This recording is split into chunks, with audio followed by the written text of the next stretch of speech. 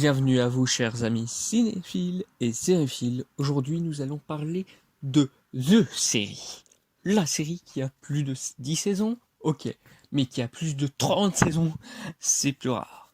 Et oui, aujourd'hui, nous allons parler des Simpsons. Et c'est un cas assez particulier à aborder parce que je ne vais pas parler du film en lui-même. Le film sera caractérisé comme un épisode de l'une des saisons. Au pif. Non, vous allez comprendre. Je tiens à préciser tout de suite, comme ça c'est fait, et comme maintenant on rentre plus vite dans le ventre du sujet, comme je l'ai fait dans Meurtre au paradis il y a une semaine, non, la critique impossible, ce n'est pas que la série continue. Parce que la plupart des séries que j'abordais sont encore en train de continuer. Donc ce n'est pas ça. Deuxième point, ce n'est pas non plus le fait qu'elle soit infinie, comme je l'ai noté partout pour la blague. Parce que c'est une conséquence du fait que la série soit longue et très longue. Et le fait qu'elle soit vraiment finie, genre c'est le filon inépuisable, même si c'est plus rentable, on peut continuer parce qu'il y a trop de trucs à raconter. Même si ça se répète beaucoup au fur et à mesure dans les saisons, bien entendu, c'est logique, c'est humain, même s'il y aura toujours il y a toujours des thèmes qui pourraient être abordés, mais ça, ce n'est pas à moi de le dire. En tout cas, du coup, parlons des Simpsons. Nous allons parler d'une famille assez atypique, devenue plutôt comique et plutôt cartoon, mais initialement montrée comme la révolution de la vision de la famille américaine. Je ne sais pas si vous le saviez, mais avant les années 90, les sitcoms ou les séries en général nous montraient des familles parfaites. Et tiens, que je te montre papa musclé avec maman au foyer et leurs deux trois enfants où ça se passe très bien à l'école et où ils se racontent leur vie et tout. Ouais, jusqu'aux Simpsons justement. Où en 89, Matt Groening, ayant fait des dessins à la vite fait, propose à la Fox une série où c'est justement tout l'inverse. Le père est un peu un connard, un peu couillon. Maintenant, il n'était pas autant au début, hein, je tiens à le préciser. Maintenant, il est complètement, mais passons. Continuons du coup dans la logique de décrire les membres de la famille. Marge qui reste au foyer, mais qui a des envies d'émancipation. Mais on voit que du coup, même dans les saisons récentes, c'est un peu bizarre de se dire ouais, elle est vraiment qu'au foyer maintenant. Ça te montre pas du tout de quand date ta série quand même. Non. Mais enfin, le truc c'est que également, on voit après les trois enfants. Déjà Bart, qui est complètement l'inverse de l'enfant modèle, de point par point.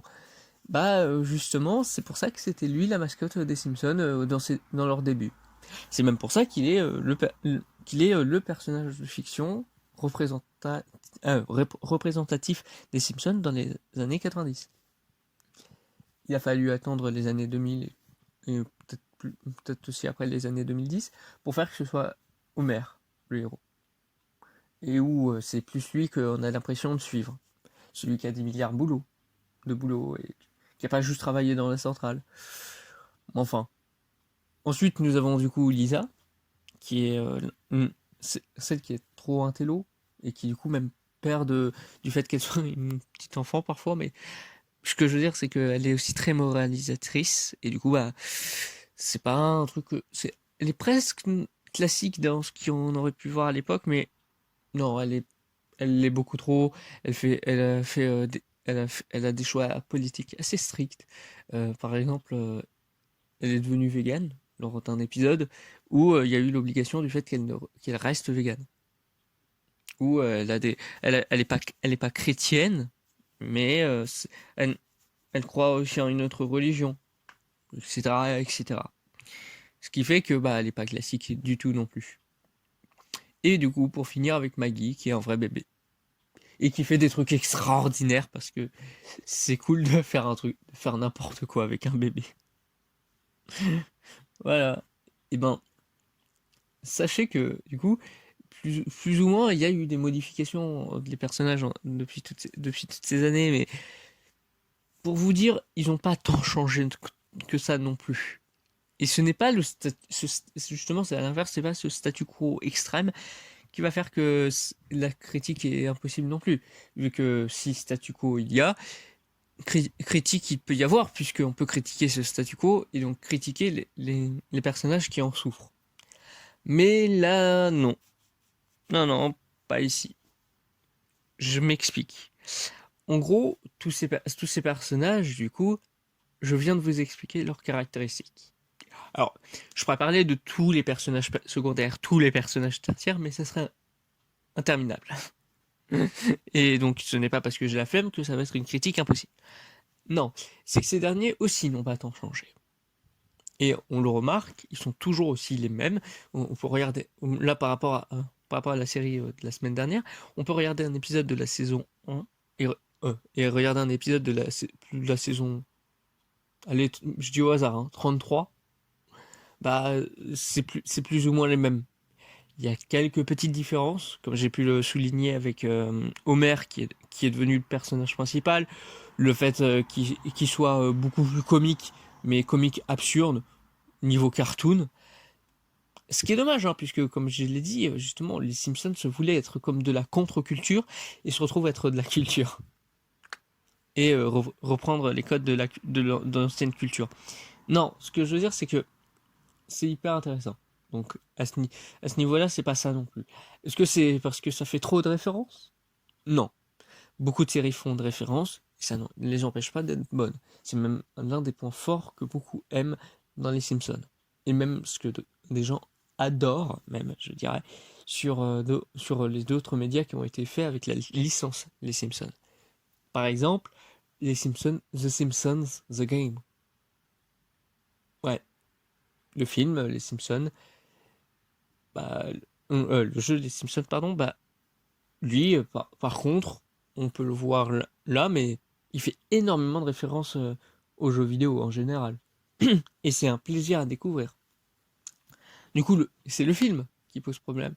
Parce que c'est peut-être que faire une série infinie et tout, où t'as une infinité de personnages et que tu fasses un film où t'es obligé de faire que tu pourrais pas mettre tout le monde, c'est impossible à critiquer.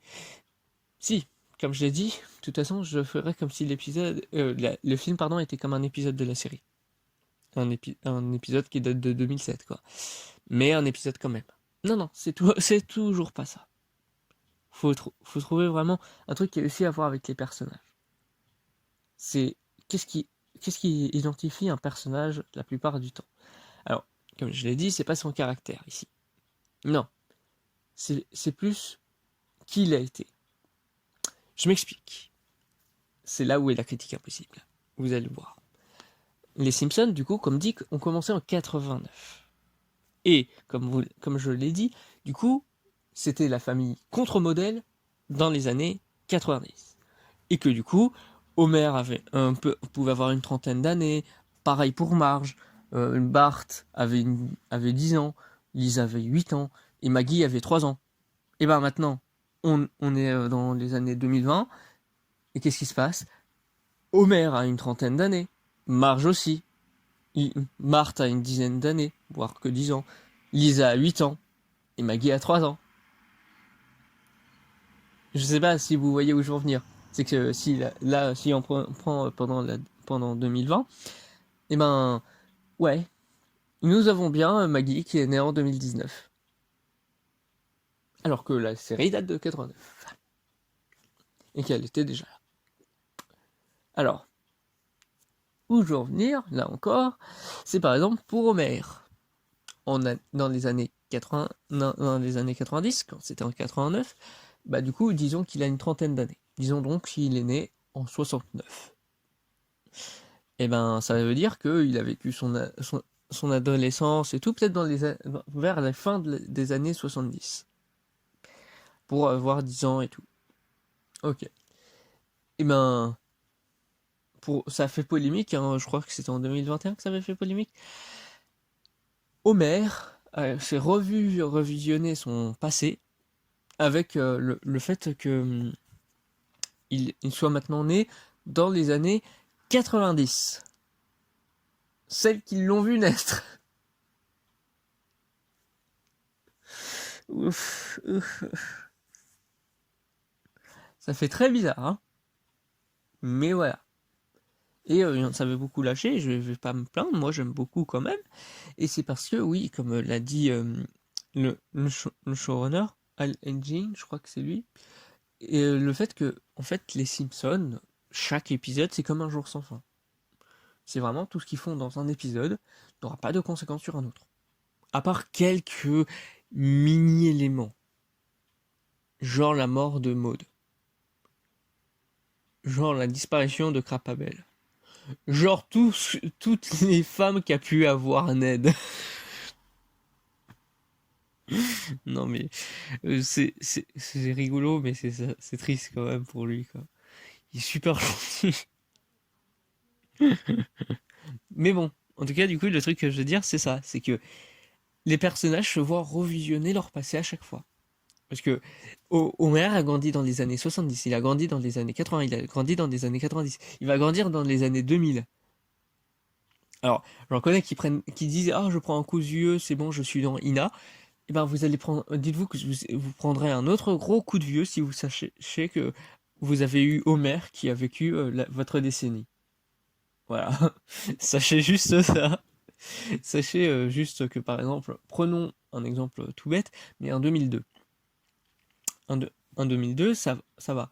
Bah, je crois que, on va dire que là, Homer a du coup 38 ans. Je sais plus du tout son âge, hein. Et avec ce que je vous dis, de toute façon, c'est pas si mal. Et ben, imaginons que du coup, la série dure jusqu'en 2040. Et ben, justement, ici, Homer, s'il a 38 ans, mais je crois qu'il en a 32. Oh, puis merde. Je sais plus. Me demandez pas. Mais en tout cas, si on imagine qu'il a toujours eu 38 ans et que du coup, là, on est en 2040. La série continue. Elle est, ça, je sais pas combien de saison. Et du coup, bah, on a Homer qui on revisionne son passé. Bah, ça sera dans les années 2000. Et par exemple, maintenant, même, si on voit dans les années 2010 et tout, à un moment, on le reverra avec avec un smartphone. Il aura grandi avec les smartphones. Tous ces trucs qui, bah, du coup, maintenant, quand même, commencent à prendre de l'âge, hein. Mais du coup, bah, vous aurez un gros coup de nostalgie et de vieux de savoir que bah, du coup, maintenant c'est Homer qui aura vécu ça dans son enfance. Homer que vous avez peut-être vu comme un père quand vous étiez petit. Quand vous regardiez la série, hein, bien sûr, vous disiez ouais, il est aussi vieux que mon père, que ma mère. Non, non, maintenant il est aussi vieux que vous. Mais en plus, la série en est consciente. La série vous le montre par tous les moyens. Et c'est pareil pour à peu près tous les personnages qui ont déjà fêté plusieurs fois leurs anniversaires. Mais ça, je ne vais pas en venir plus dans ce cas-là. Je pense que vous avez très bien compris que du coup, je ne peux pas parler d'une série et la critiquer quand à chaque épisode on nie un peu les précédents. Alors, ça fait comme Terminator, comme j'ai pu en parler il y a longtemps, mais c'est surtout que là, ça, c'est pas très utile si les personnages changent toujours de background. Et que du coup, je peux pas dire, alors, on a Homer qui est né dans les années... Non, non, ça marche pas. Vous m'avez peut-être compris. Donc, voilà, cette vidéo se termine. J'espère vous faire une petite vidéo surprise sur les critiques impossibles devenues possibles. Vous comprendrez ça à un moment donné. Mais en tout cas, moi, je vous dis bye tout le monde et à cette vidéo. Bye bye!